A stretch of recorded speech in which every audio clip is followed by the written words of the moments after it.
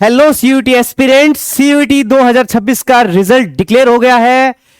पिछले 4 वर्षों की तरह इस बार फिर 5वें साल आयाम एकेडमी सीकर से ऑल इंडिया रैंक फर्स्ट हासिल किया किसी स्टूडेंट ने, और सैकड़ों स्टूडेंट हमारे यहाँ 99 परसेंटाइल से ऊपर का स्कोर लेके बैठे हैं।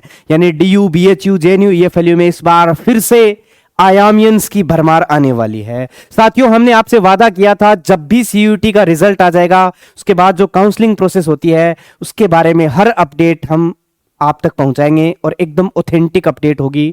उस कड़ी में मैं लेकर आया हूं दिल्ली विश्वविद्यालय का ऑनलाइन एप्लीकेशन पोर्टल स्टार्ट हो चुका है, और ठीक ऐसे ही बाकी सारी यूनिवर्सिटीज का पोर्टल बच्चों स्टार्ट होने वाला है। आपको हर यूनिवर्सिटी के अलग अलग पोर्टल्स पे जाके अप्लाई करना पड़ेगा। उन सब की डिटेल, लिंक, कैसे अप्लाई करना है, कौन कौन से डॉक्यूमेंट्स लगेंगे, क्या क्या एलिजिबिलिटी क्राइटेरिया है और आपको क्या ध्यान रखना है, और सबसे इंपॉर्टेंट बात आती है आपकी प्रेफरेंस एंट्री। सब्जेक्ट और कोर्स और कॉलेजेस के अकॉर्डिंग आपको प्रेफरेंस एंट्री फिल करनी पड़ेगी, जो किसी ई मित्र वाले को नहीं पता है। किसी ऐसे इंसान से आप बिल्कुल भी राय मत ले जिसे इसके बारे में बिल्कुल जानकारी नहीं है।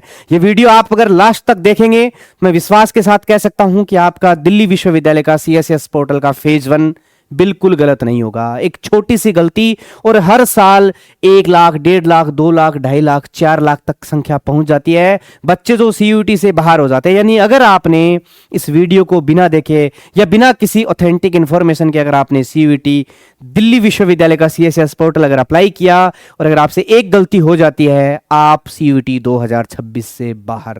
अब आपके पास अगले साल ही मौका मिलेगा आपको वापस काउंसलिंग में आने का। तो बिना देर किए बच्चों, मैं आज यहां आपको बताऊंगा दिल्ली विश्वविद्यालय के पोर्टल पे कैसे अप्लाई करना है। सबसे पहली चीज आपको ध्यान ये रखनी है, दिल्ली विश्वविद्यालय में अप्लाई करने के लिए आपको 3 फेजेस मिलते हैं। फेज फर्स्ट जो स्टार्ट हो चुका है यानी रजिस्ट्रेशन फेज, फेज सेकंड जिसमें आपकी प्रेफरेंस एंट्रीज भरी जाएगी, और फेज थर्ड आता है आपका जब आपकी सीट अलॉटमेंट हो जाती है उसके बाद सीट एक्सेप्ट करना, फ्रीज अलोकेशन को फ्रीज करना, अपग्रेड करना और फी पेमेंट करना।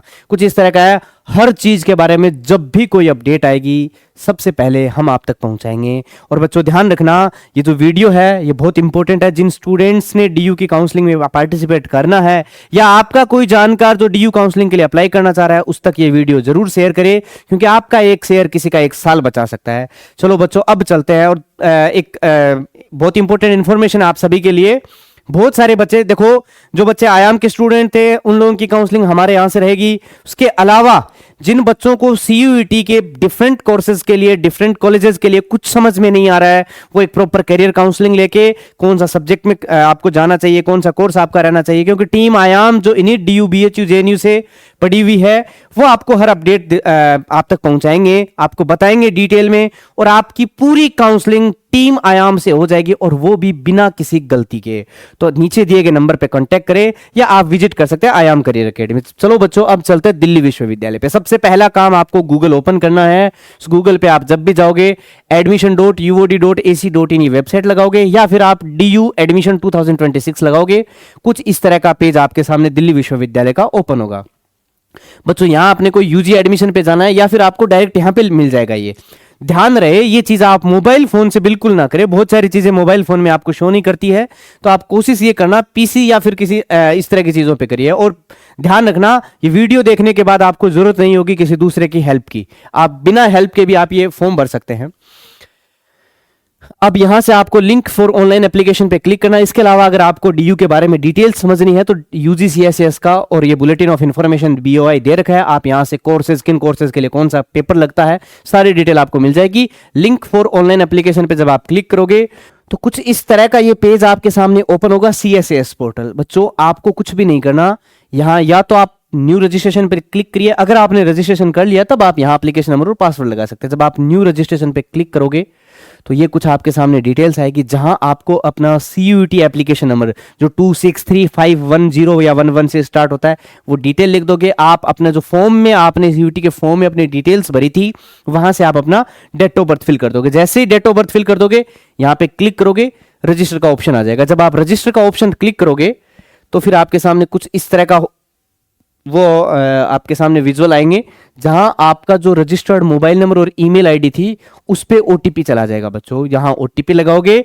आप अपना पासवर्ड सेट कर लोगे और सबमिट ओटीपी। जब आप सबमिट कर दोगे इसको, तब आपके पूरा ये जो फॉर्मेट है ये आपके सामने ओपन होके आ जाएगा। अब ये पूरा फॉर्म जहां पर्सनल डिटेल, इसमें टोटल 7 स्टेजेस बताए गए हैं, 7 फेजेस हैं।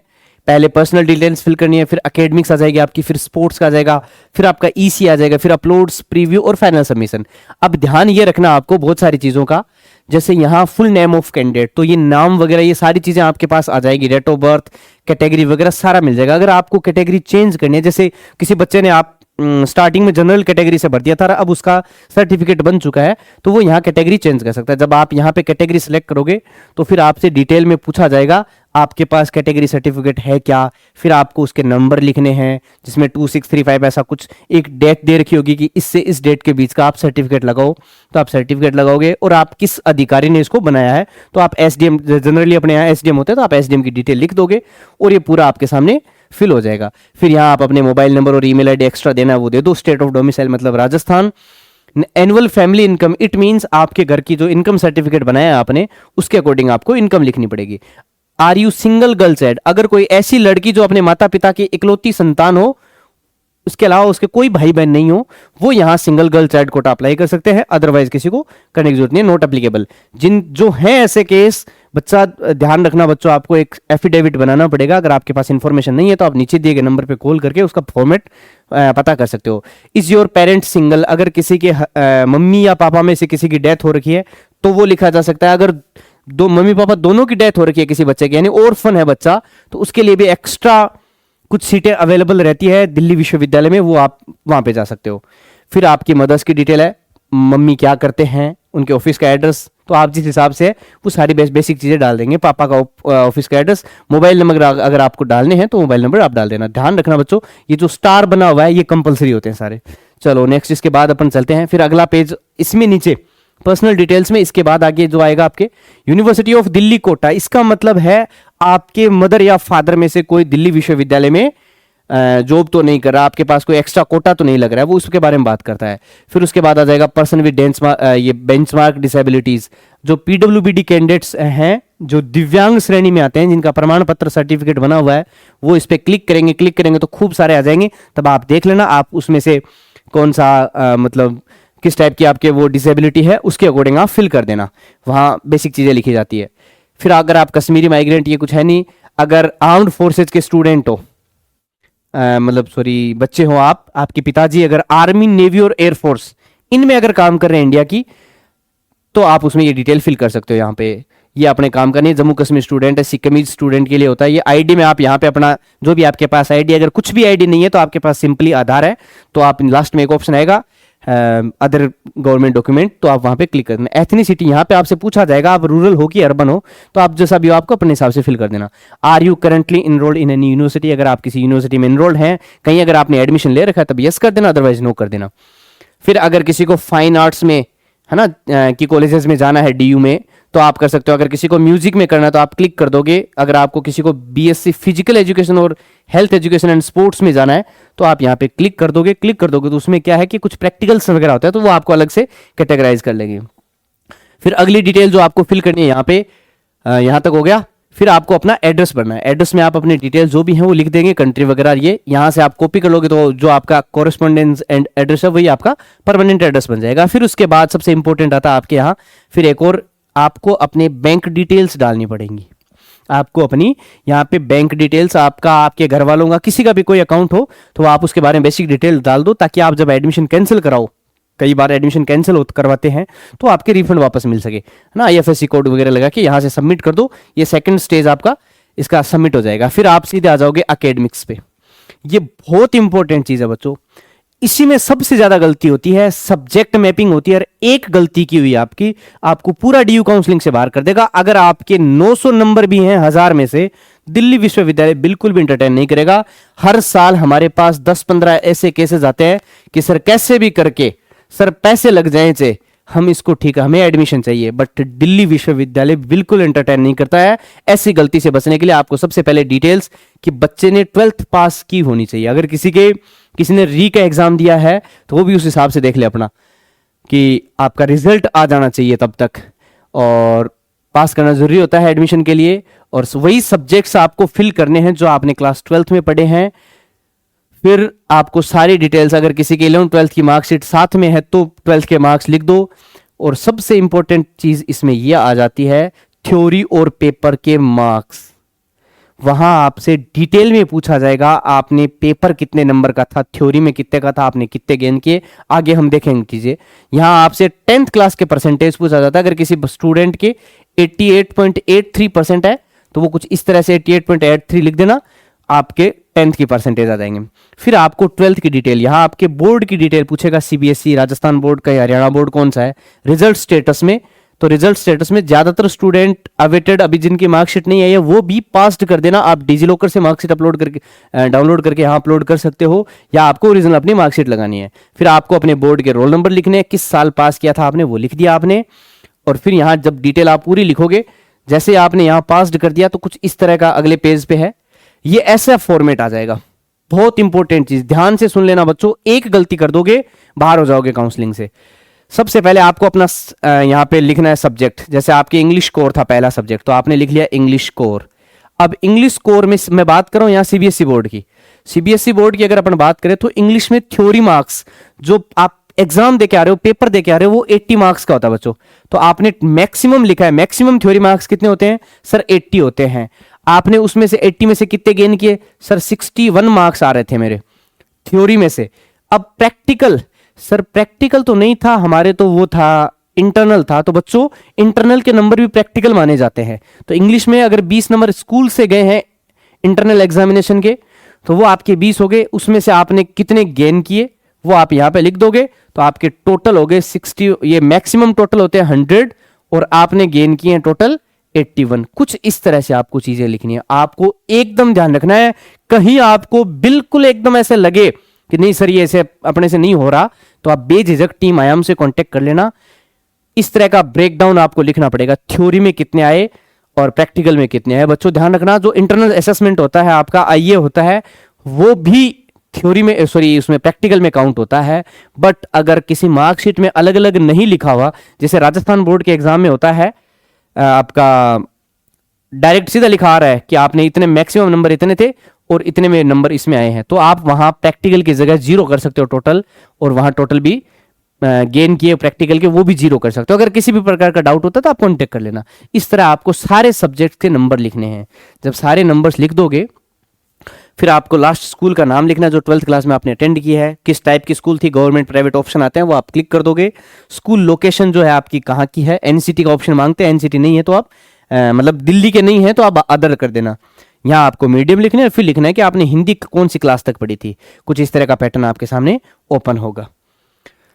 जब आप भर दोगे तो ये इस तरह से अगला जो आएगा वो यहाँ आ जाएगा कि इंग्लिश स्कोर था, उसमें मैक्सिमम 80 थे, ओप10 76 हुए, 20 नंबर का इंटरनल असेसमेंट था, उसमें से 20 के 20 गेन किए। इंटरनल असेसमेंट को ये प्रैक्टिकल में काउंट करते हैं और टोटल मार्क्स हो जाएंगे आपके 96। देन ये आ जाएगा आपका मैथमेटिक्स, मैथमेटिक्स 80 का था, फिजिक्स जो था 70 का था। सर प्रैक्टिकल होता है 30 मार्क्स का, तो ये प्रैक्टिकल के 30 हो गए, 70 में से 35 नंबर जो है वो ओप10 थे तो यहाँ पे लिख लिया आपने, और प्रैक्टिकल के 30 के 30 हो गए, ये टोटल हो गए। कुछ इस तरह से आप चीजें भरनी है, यहाँ आपको बिल्कुल कंफ्यूज नहीं होना है, ऐसा आ जाएगा। फिर आप नेक्स्ट पे क्लिक करोगे, नेक्स्ट पे क्लिक करते ही और आपके सामने इस तरह से खुल जाएगा। अगर आपके पास कोई स्पोर्ट्स कोटा है तब आप उसको यस करोगे, यस करोगे आपसे गेम पूछा जाएगा, गेम के बाद आपसे पूछेंगे कौन से लेवल तक आप खेले हो, वो आप वहां पे सिलेक्ट कर लोगे और फिर उसके बाद आप नेक्स्ट पे क्लिक कर दोगे। नेक्स्ट आते ही आपका ईसीए सुपरन्यूमरी कोटा आएगा, एक्स्ट्रा करिकुलर एक्टिविटी, जैसे किसी ने किसी इवेंट में पार्टिसिपेट किया हो, नेशनल लेवल की, स्टेट लेवल की, है ना, तो वो आप इसमें लिख सकते हो। एनसीसी, योगा, ये सब इसमें आ जाते हैं सारे। फिर आपके फाइनल आता है ये अपलोड्स का। इसमें बच्चों ध्यान रखना, ये फोटो और आपका सिग्नेचर ये आपको अपलोड करने की जरूरत नहीं है, ये दिल्ली विश्वविद्यालय ने डायरेक्ट सीयूटी से उठा लिया है।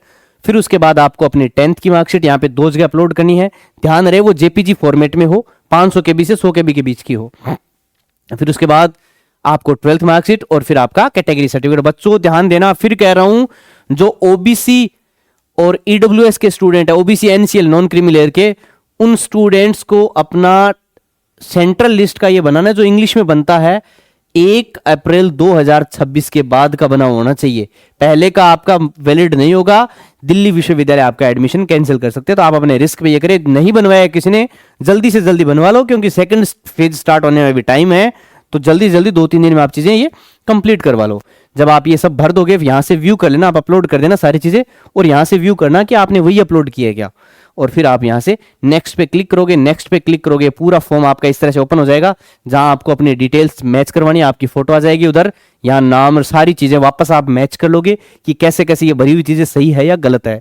ध्यान रखना, गलती कर दोगे दोबारा सही करने का मौका नहीं मिलेगा। फिर अगला पेज इस तरह का आ जाएगा, यहाँ पे सारी डिटेल जो आपने भरा है अभी तक, वो पूरा फॉर्मेट आपका यहाँ पे इस तरह से आ गया। ये इस 3-4 जो भी स्लाइड्स आई है, ये फाइनल, यहाँ से आप अपने डॉक्यूमेंट्स वापस व्यू कर सकते हो, किस किस चीज़ के लिए क्या अप्लाई किया आपने। और फिर जब आप यहाँ पे आओगे तो आप यहाँ डायरेक्ट सबमिट पे क्लिक कर दोगे, आई एग्री करके, और सबमिट कर दोगे। सबमिट कर दोगे तो फिर इस तरह का पेज आपके सामने ओपन होगा। ये पेज जब ओपन हो जाएगा तो बच्चों ध्यान रखना, ये फाइनल पेज है। यहाँ आपको अपना नाम, डेट ऑफ बर्थ, कैटेगरी, ये सब सारी चीज़ें आ जाएगी। यहाँ आपको इनको टिक करते हुए चलना है। ये सारा जब टिक कर दोगे, टिक करने के बाद लास्ट में, और ये आ गया, और यहाँ से आपको क्लिक हियर टू पे क्लिक करना है। जब आप पे कर दोगे, यहाँ पे जब क्लिक हो जाएगा, कुछ इस तरह की चीज़ें आपके सामने ओपन हो जाएगी। जब इस तरह की चीज़ें आपके सामने ओपन हो जाएगी तो फिर आप ये क्यूआर पे क्लिक करोगे। क्यूआर क्लिक कर दोगे, आपके सामने क्यूआर कोड आ जाएगा। इस तरह से क्यूआर कोड स्कैन किया, पेमेंट हो जाएगा, और पेमेंट होते ही आपका पूरा फॉर्म भरा हुआ सामने आ जाएगा। आई होप आपको ये वीडियो पूरा समझ में आया होगा, सारी प्रोसेस समझ में आ गई। फिर भी अगर आपकी कोई क्वेरी रहती है सीयूईटी, एनसीईटी, क्लैट या किसी और एग्जामिनेशन को लेकर, तो आप बेझिझक हमें नीचे दिए गए नंबर पर कॉन्टैक्ट कर सकते हैं, या आप विजिट कर सकते हैं आयाम CUET, Piprali road, Sikar, Rajasthan. Thank you students.